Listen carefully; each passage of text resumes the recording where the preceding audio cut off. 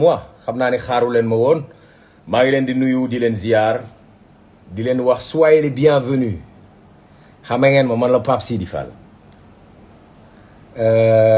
man nag dama ñëw tey pour waxtaanal leen ci benn affaire boo xam ne affaire bu bees la bu très spécial bu très spécial bu Ngaaka Blindé ziar naa leen j'espère que yéen a ngi cool ah looy wut fii xamoon naa ne di ngeen poser question boobu mais bon comme professionnel là du ma leen tontu je vais pas vous répondre j'espère que vous allez bien j'espère que tout le monde va bien maa ngi leen di nuyu di leen wax na leen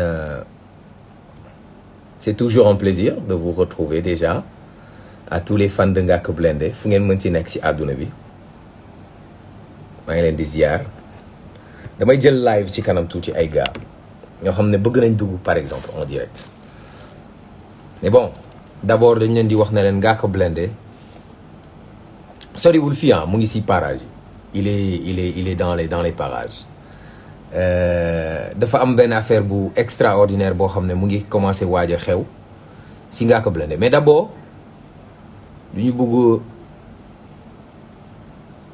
ñu bëgg gars yi comprendre fan la Ngaaka Blindé jógee ba fi mu tollu tey moo tax ñu bëgg di leen waxtaanal ci live bi en fait Ngaaka Blindé est un jeune artiste sénégalais boo xam ne gars yi ñu ngi koy follow et puis il fait partie des jeunes les plus remarquables de sa génération normal il a le talent il a beaucoup de mérite mais Ngaaka Blindé en plus de ça dafa am benn différence bu particulier bu mu am mooy am facilité rap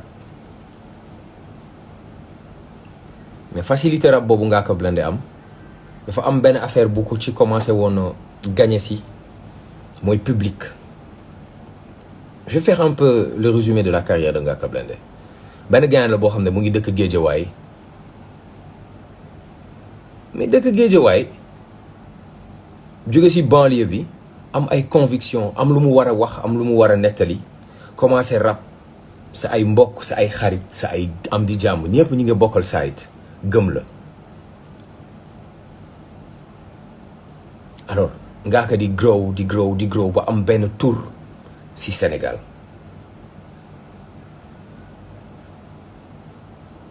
léegi tour boobu Ngaaka Blindé am li ko may mooy hip hop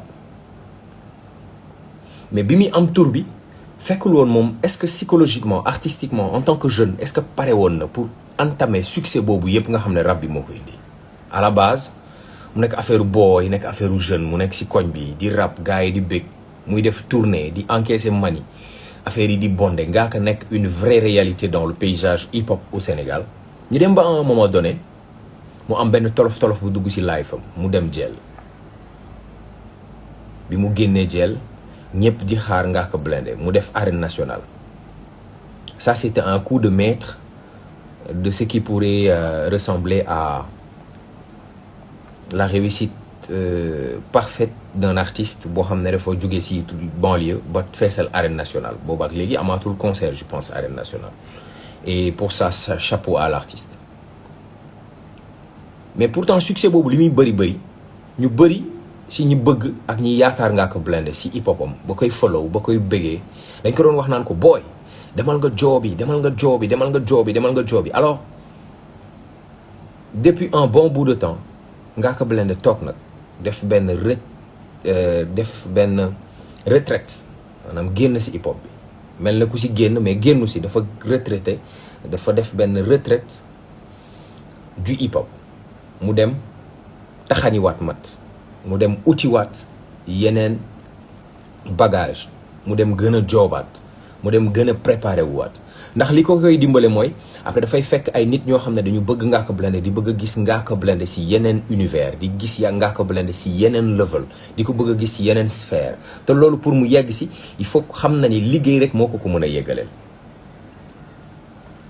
su fekkee am na ñu muus gis naa ñuy bind 7 chiffre 7 dafa am lu muy wax Ngaaka Blindé nee na dafa bëgg changer numéro mais dafa bëgg numéro bu bees bi nekk commencé 7 mu ne il y a 7 mois il était injoignable mu ne bu commentaire yi mu posté yeggee 777 dafa am benn affaire bu mu leen di annoncé mais 7 yu bëri yooyu est-ce que ça vous dit pas quelque chose? Mais il fallait que nit ñi xool Ngaaka Blindé dans les yeux en lui disant mais Ngaaka am nga public, am nga ay fans, am nga gaayu la gëm, am nga gaayu la bëgg, lan moo des mooy nga gën a job, gën a dolli ñeex, gën a dolli karaw, parce que booyu Sénégal yu bëri da ngay nekk exemple si ñoom, da ngay nekk référence si ñoom. Donc il va falloir que nga gën a joobaat. Donc il va falloir que mu indi benn affaire bu réel, bu palpable, bu factuel boo xam ne il faut que nit ñi xool loolu xam ne ah ok Ngaaka bi ñu doon dégg ak Ngaaka bu bees bi am na lu uute. Donc moi j'ai écouté son album ma remarqué ci benn maturité, c'est-à-dire dafa mel ne booy bi nekkoon booy si koñam di rap booy boobu dafa dem ba màgg. Dafa waxoon ne dafay génne album bu tudd AIBD moom laa koy jàppee kañ tout le temps AIDB fan la ci toll, est-ce que album bi noonu lay tudd, est-ce que tur boobu noonu dafa am beneen affaire bu laxasu ci ginnaaw? Tout ça va se savoir dans quelques instants. En tout cas ce qui est sûr et certain c'est que Ngaaka Blindé est un artiste koka la waaw bismillah non kaay gars yi kenn du la gis.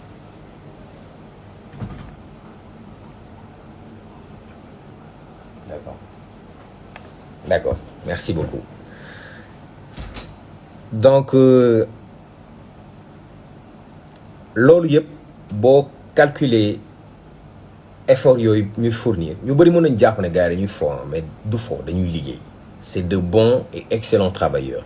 Dañuy tëju mu jaral leen ñu bind, mu jaral leen ñu dugg studio enregistrer 77 sons war ci génne juste benn chiffre bu exact. Lan la Ngaaka Blindé di waajal ci kanam tuuti il va poster sur sa page Instagram quelque chose pour informer, parce que c'est pas à moi, moom moo leen digoon ne dina leen informer. Information boobu mu waxoon ne dina leen ko jox, il va vous informer de ça.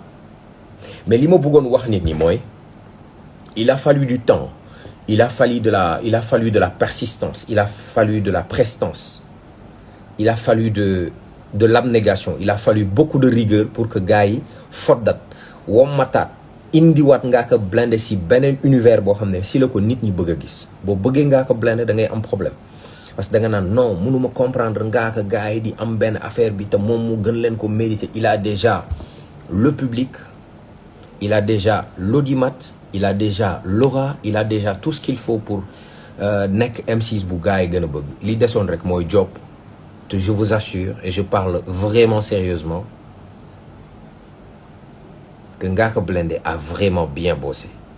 te liggéey boobu mu liggéey di ngeen si xam dara parce que daf leen di war a annoncer tey jii datu sortie premier volume albumam, parce que 2 albums la war a génne en 2020, mais premier volume bi dina leen wax kañ lay génn. So bu fekkee jar na mu dolliwaat beneen album après 2020 mu génne ko, mais il vous avait promis 2 albums. AIDB lay tudd est-ce que ou pas, qui va savoir vraiment les vraies informations concernant Ngaaka Blindé. Mais en tout cas retenez quelque chose de très primordial sur la carrière de l'artiste, c'est que c'est un gosse qui est parti de rien.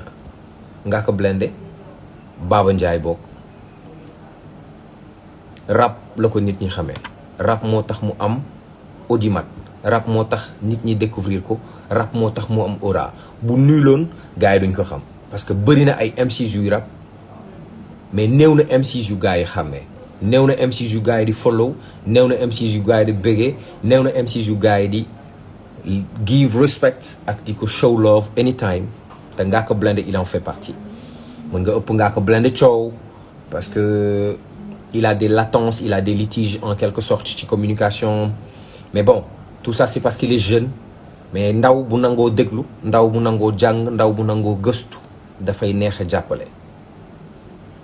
Et aujourd'hui je suis prêt à vous jurer que ce que j'ai entendu, ce que j'ai écouté sur l'album de Ngaaka Blindé, ça va faire une chose extraordinaire. Dina bett ñu bëri si déjà vécu bi dafa am lu mu dund mu relaté ko dafa am expérience bu mu jot a am si rap mu Ngaaka Blindé day taxaw si kaw scène di rap pendant 15 minutes wala 10 minutes sans arrêt si beat boo xam ne mu ngi koy door a dégg di improviser muy jaar de gauche à droite public bi di yuuxu. C'est un homme de spectacle, il a du standing, il a de l'aura.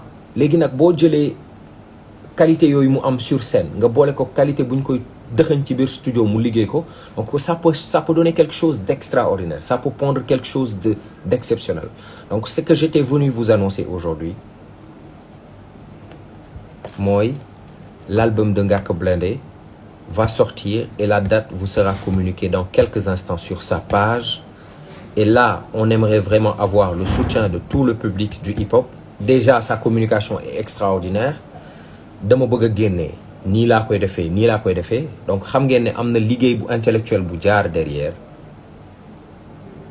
Am na liggéey bu réfléchi boo xam ne Ngaaka Blindé s'y est vraiment penché pour joxe benn affaire bu kawe. Donc loolu rek bu ngeen ko déggee war na leen xam ne ci 7 mbir di ngeen mën a juger albumu Ngaaka Blindé ba ci titre yi muy génne dina am connotation bu xaw a doy waar ba ci live bi ñu def dina am connotation bu doy waar ndax le chiffre 7 dafa am lu bëri lu muy denc. Le chiffre 7 a des secrets que va vous révéler Ngaaka Blindé dans son album qui va sortir bientôt.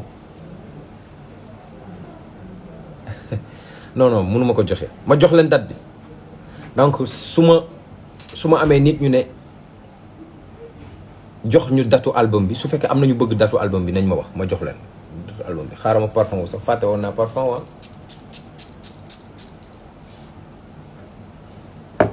baxur lay laal noonu baxur lay laal. datu album bi kan moo ko xam datu album bi kan moo bëgg ma joxe datu album bi exactement.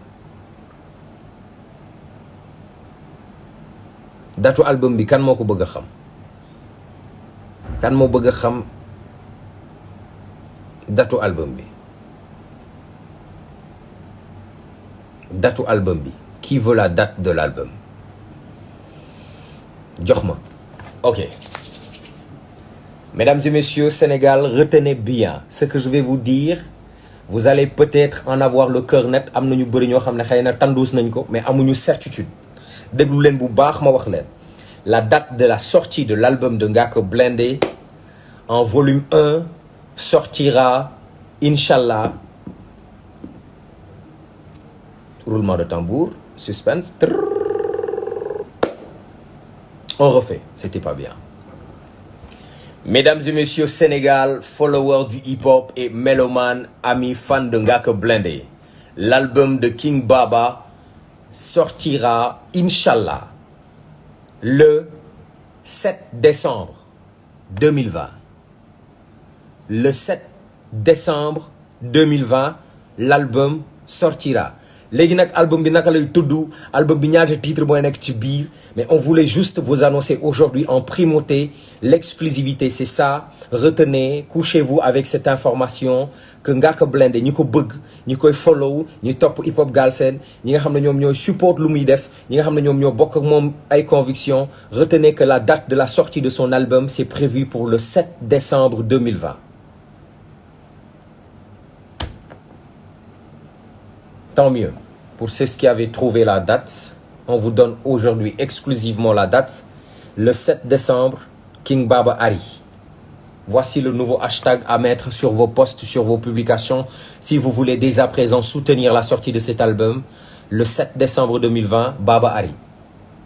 Baba Ariko, Baba Ari, Baba Arido, Baba Ari. Le 7 décembre 2020, Inch'Allah, Baba Ari. Je suis Pape Sidi Fall. Pour plus de détails, Ngaaka Blindé sera là pour vous informer. maa ngi dem ba beneen yoon jaa ngi def mais nag sama gars yi je vais vous dire une chose. album Ngaaka bi nice na de non sérieusement rek déglu naa ko nice na trop trop trop trop trop.